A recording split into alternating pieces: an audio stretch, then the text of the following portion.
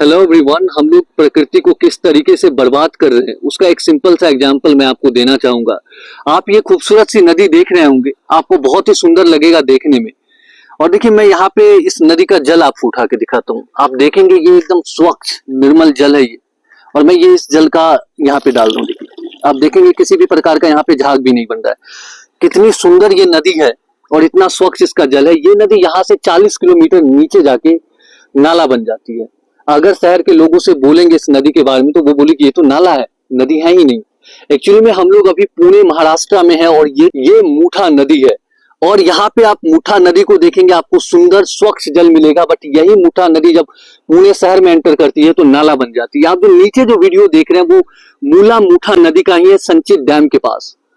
आप सोचिए, प्रकृति ने हमें क्या दिया। प्रकृति ने हमें इस तरीके का मूठा नदी दिया, इतना स्वच्छ जल दिया। हमने उसको क्या बना दिया, वो शहर जाते जाते आप देख रहे हैं नीचे वो बना देते हैं। तो अगर हम इस तरीके से इतने खूबसूरत प्रकृति के धरोहर को अगर ऐसे बर्बाद करेंगे तो हम कैसे कल्पना कर सकते हैं कि हम पृथ्वी पे रहने के लायक है।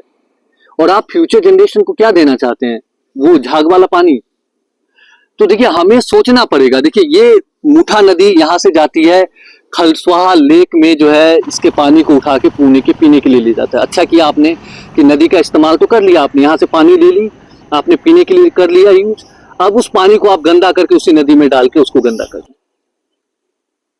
ये कैसा मतलब कैसा प्रकृति से प्रेम है आपका, या किस तरीके का मतलब अंधापन है कि हम जिस नदी से पानी ले रहे हैं पीने के लिए, गंदा करके उसी नदी में डाल के उसको गंदा कर रहे, वापस आप जो है सूद के साथ दे रहे गंदगी मिला के। तो देखिए, सोचने का टाइम है। हमें सोचना पड़ेगा कि ये प्रकृति हमें इस तरीके का नदी देती है, बट हम ऐसा नीचे जो नदी देख रहे वैसा बना देते हैं।